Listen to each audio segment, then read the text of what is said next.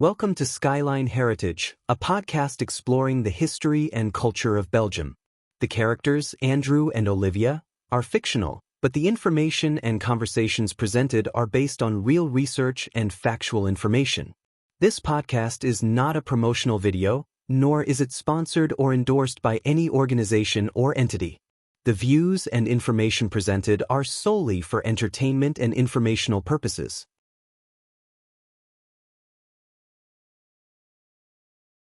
Hello, and welcome to the very first podcast of Skyline Heritage, produced, directed, and managed by Skyline Heritage Productions. The podcast where we dive deep into the world's most fascinating places, cultures, and travel experiences. I'm your host, Andrew Williamson, and I'm so excited to have you join me on this adventure as we launch this journey together. To kick things off, we're traveling to a country that's often overlooked but offers an exceptional blend of rich history, incredible architecture, diverse culture, stunning landscapes, and of course, world-class food, Belgium. Whether you're a history lover, foodie, art enthusiast, or just looking for an unforgettable European experience, Belgium truly has something for everyone. Joining me for this first episode is our very first guest, Olivia, a travel journalist and photographer who's lived in Belgium for several years. Olivia has explored the country extensively, from its medieval towns to its vibrant cities, capturing the beauty of Belgium through her work. Olivia, welcome to the show. Thank you, Andrew. I'm so thrilled to be here for the very first episode. Belgium is such a diverse country, and I can't wait to share all my experiences and insights with your listeners. Well, I couldn't think of a better way to start the series than with a country as fascinating as Belgium. But before we get into the details, tell us a little about your background and how you came to love Belgium. Of course. I moved to Belgium a few years ago for work, and it didn't take long for me to fall in love with the country. From the unique cultural mix between French-speaking Walloons and Dutch-speaking Flemish, to the rich history, delicious food, and amazing landscapes, Belgium really offers a little bit of everything.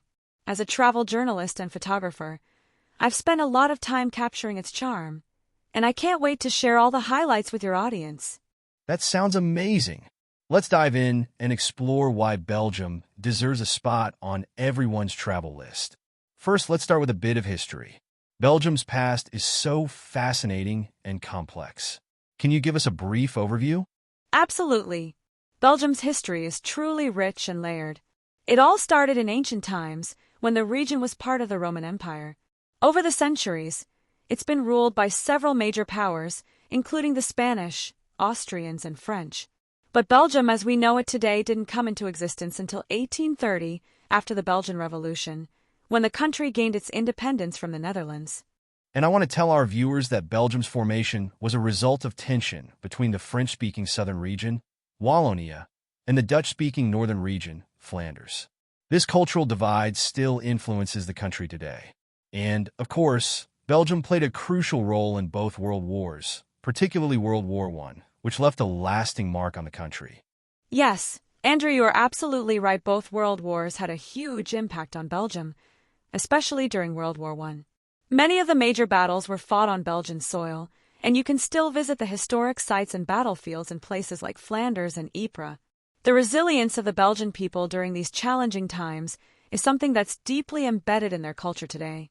Belgium also played a pivotal role in shaping Europe's post-war recovery. That's such an important part of the country's history. It's incredible how Belgium's past has helped shape its role as a political powerhouse in Europe, especially since Brussels is home to the European Union. Exactly. Brussels is not only Belgium's capital, but also the political capital of the European Union. It's amazing to see how Belgium, a relatively small country, plays such a significant role in European politics and global diplomacy. It's time to ask some exciting questions from Olivia. Now that we've touched on Belgium's fascinating history, let's talk about why people should visit this beautiful country. What makes Belgium such a unique destination? That is a very good question. Belgium offers an incredible mix of everything. Whether you want to dive into history, relax in picturesque towns, or indulge in world-class food and beer, Belgium has it all. The country is compact, so you can easily travel from vibrant cities like Brussels and Antwerp to the more tranquil countryside and medieval towns like Bruges and Ghent. There's a real sense of diversity in Belgium. It's not just about the famous landmarks, but the smaller details too. That sounds so appealing. And I've heard the food in Belgium is amazing. It absolutely is. Belgium is famous for its chocolates, waffles, fries, and beer. Belgian chocolate is world-renowned, and you'll find artisanal chocolatiers in every city. Belgian waffles are a must-try, and the fries, well, they're actually a Belgian invention, not French. And of course, you can't visit Belgium without sampling the incredible variety of local beers. With over 1,000 different varieties, Belgium is a beer lover's dream. Sounds like I need to plan a trip for the food alone. Let's get into the heart of the adventure now. What are the must-see places in Belgium? There are so many fantastic places to visit. Let's start with Brussels, the capital. The Grand Place, a UNESCO World Heritage Site, is one of the most stunning squares in Europe. It's surrounded by ornate 17th-century guildhalls and is a sight to behold, especially when illuminated at night. Also, the Atomium, built for the 1958 World Expo, is another iconic landmark that offers spectacular views of the city. Brussels sounds incredible. What about Bruges? I've heard it's like stepping into a fairy tale. It really is. Bruges is often called the Venice of the North because of its canals and medieval architecture. You can take a boat ride through the canals, climb the Belfry Tower for panoramic views, or simply stroll around the cobbled streets, soaking in the old-world charm. Bruges is also known for its lace-making and fine chocolates, so it's a great place to indulge in local specialties. It sounds like the perfect place to spend a weekend. And what about Ghent? Ghent is another gem. It's less touristy than Bruges, but just as beautiful. Ghent has a lively art scene, a medieval castle called Gravenstein, and lovely canals. One of the highlights is St. Bavo's Cathedral, which houses the famous Adoration of the Mystic Lamb altarpiece by the Van Eyck brothers. The city also hosts some amazing festivals, including the Ghent Festival in the summer. All of Belgium's cities have such a unique atmosphere. What about for nature lovers? The Ardennes is a stunning region in the south of Belgium. It's a paradise for hiking, cycling, and outdoor adventures. You can explore castles, caves, and quaint villages. The region is incredibly peaceful and offers a complete contrast to the bustling cities. If you love nature, the Ardennes is a must-see. Belgium really seems to have something for every kind of traveler. For anyone planning a trip to Belgium, let's talk about some practical details. What should visitors know about visas and the cost of living? Belgium is part of the Schengen area, which means if you're coming from another Schengen country, you don't need a separate visa. If you're coming from outside the Europe, you'll need a Schengen visa if you plan to stay for up to 90 days. The visa process is straightforward, but it's always a good idea to check the requirements ahead of time. Thanks for the tip. And in terms of the cost of living, how affordable is Belgium for travelers? Belgium can be a bit pricey, especially in major cities like Brussels and Antwerp. But if you're careful with your choices, it's definitely possible to travel on a budget.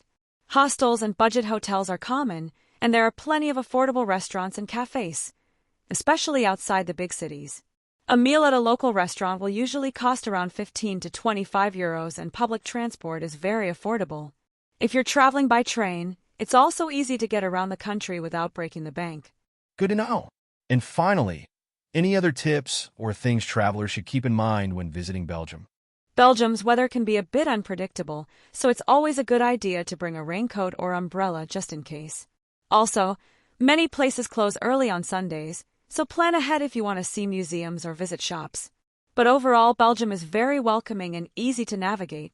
Enjoy the journey and take your time. It's a country that rewards exploration. Olivia, thank you so much for being our very first guest and sharing all your knowledge and experiences with us. Belgium sounds like a truly amazing destination, and I'm sure our listeners are excited to explore it. Thank you, Andrew.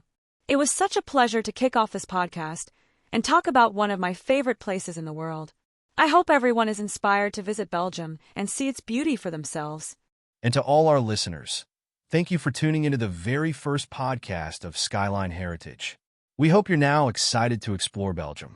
Be sure to check the show notes for more information, links, and resources. And don't forget to subscribe for future videos as we continue to explore amazing destinations around the world. And we have also mentioned a link below that will directly take you to the official Belgium government website for a detailed visas information. Happy travels, everyone! Take care and see you in the next video. Hit the track, DJ.